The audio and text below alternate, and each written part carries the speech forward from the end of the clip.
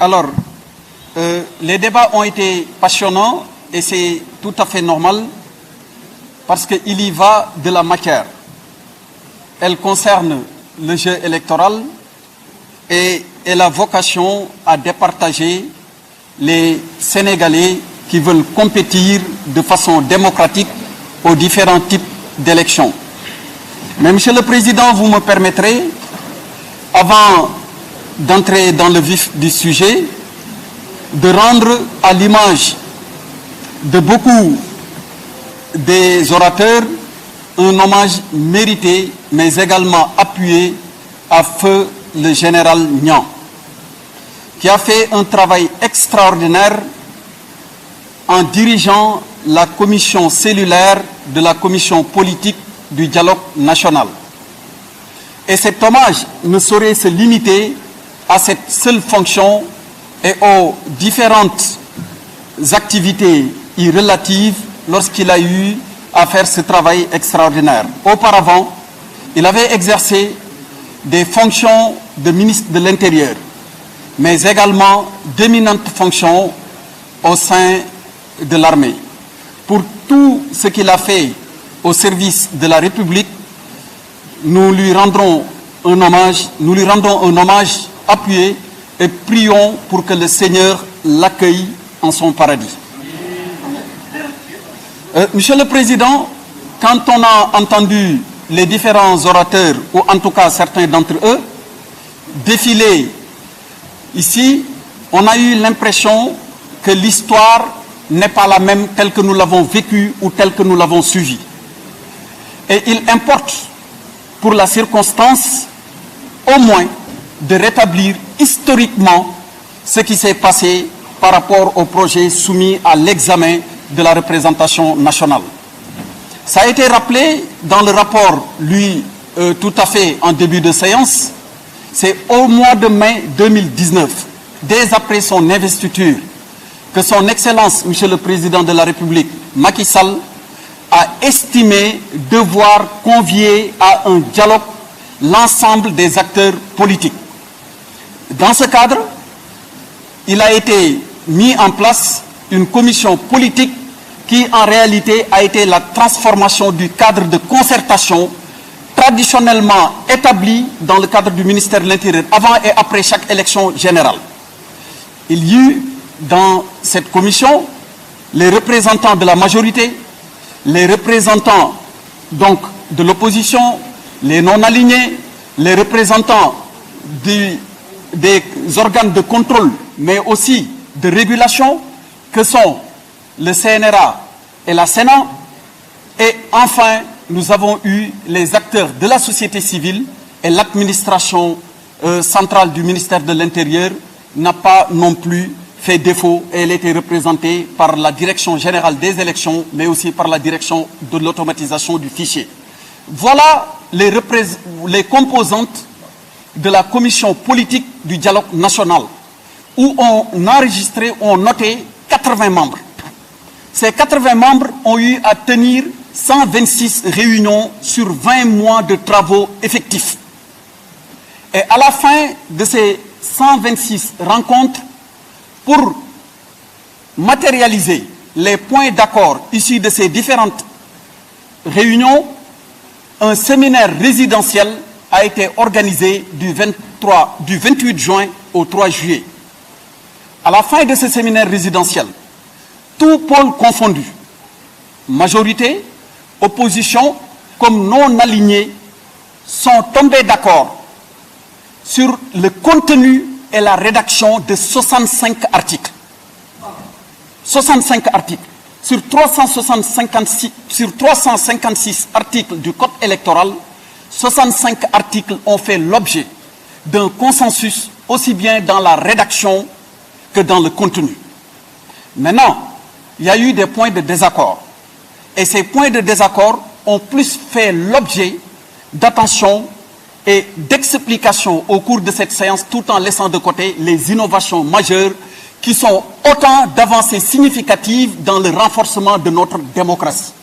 Et je voudrais bien ici les rappeler à l'attention de ceux qui nous suivent, mais à l'attention également de la représentation nationale. Des demandes ont été formulées émanant de l'opposition ou de la majorité, mais principalement de l'opposition, et concernant les points suivants. Elles ont fait l'objet de consensus et actées dans différents articles réécrits, réaménagés du nouveau projet qui vous a été présenté. Il s'agit d'abord, avant tout, de l'élection au suffrage universel direct des maires de communes, de villes et des conseils départementaux. Il s'agit également de l'harmonisation des pourcentages de la répartition des sièges des élections départementales avec les élections municipales.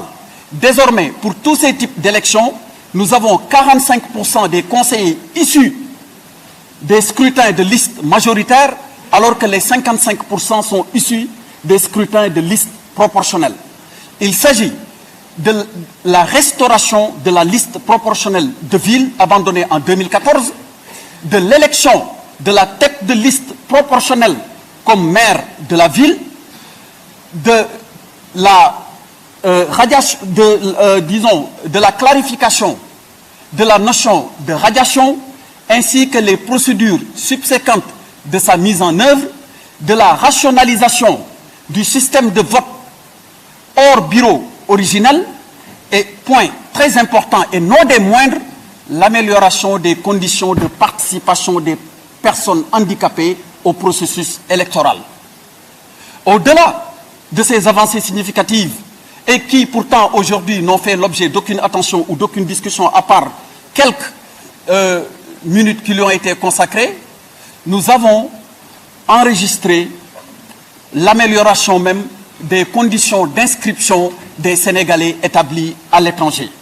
L'article L86 ancien du Code électoral, qui semblait être confus, parce que mettant en présence différents acteurs intervenant à des moments différents de notre processus électoral, a fait l'objet d'un éclatement, mais d'une réécriture consensuelle quant aux différentes étapes de l'organisation du bureau, du déroulement du vote, de la transmission des procès-verbaux jusqu'au recensement au niveau des commissions départementales de recensement des votes.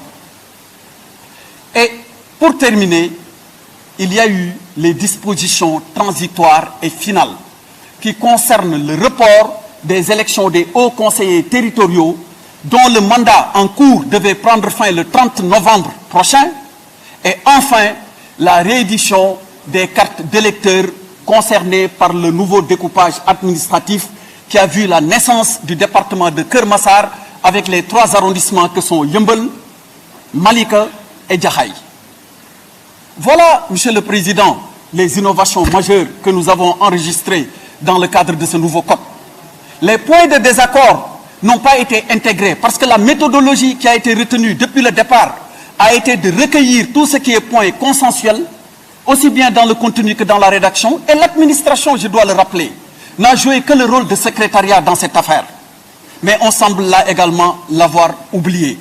Il est donc utile de rappeler ce qui s'est passé, de la manière dont ça s'est passé et quelles sont les différentes séquences temporelles qui ont enregistré ces différentes étapes de notre processus ayant abouti à la soumission de l'actuel projet que nous vous demandons de regarder ce matin. Alors, Monsieur le Président, avant de répondre à ces différentes questions, j'avais voulu quand même insister et m'appesantir un peu sur un point qui a semblé cristalliser quelques passions. On le comprend parce que ainsi va le jeu démocratique. Il y a des questions qui soulèvent beaucoup plus de passion que d'autres, mais il faudrait quand même en toute chose dire le contenu exact des articles ou à tout le moins rappeler ce qui a fait l'objet d'évolution.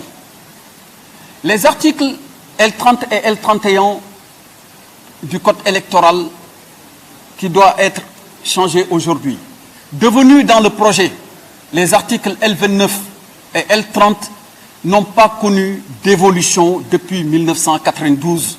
Ça et là, on a voulu faire croire qu'il y a l'introduction d'une nouvelle disposition affectant 1 mois de sursis ou une nouvelle condamnation. Mais c'est comme si on parlait d'un autre texte. Mais en tout cas, pour le texte qui est soumis à votre examen aujourd'hui, il n'y a pas de modification. Ce sont les mêmes dispositions qui existent depuis 1992. Maintenant, elles ont fait l'objet de discussions au niveau du dialogue. Elles n'ont pas été actées comme point d'accord. Et comme je l'ai rappelé tantôt, tous les points qui n'ont pas fait l'objet d'accord ont été mis de côté. Et la dernière compréhension qu'il faut en avoir, c'est qu'en l'état, ils n'ont pas changé. J'ai vu et j'ai entendu et bien compris les préoccupations de certains en essayant de créer un lien entre ces articles et certaines personnes. Mais nous ne saurions limiter le débat à une question de personne. Nous restons sur les principes. Que ce soit moi ou d'autres personnes, même quand il peut y avoir ça et là des interpellations que nous pouvons bien comprendre, il faut s'élever au rang des principes. Un débat n'est utile que lorsqu'il s'élève au rang des principes.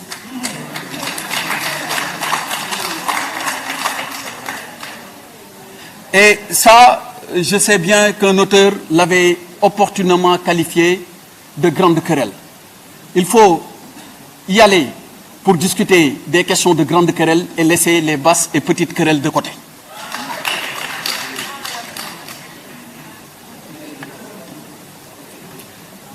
Alors, il y a des questions qui ont intéressé donc les certificats également de résidence, mais là aussi on doit rappeler le contenu de ces articles.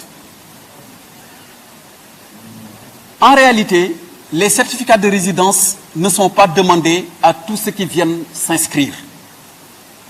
Le code est très clair sur la question.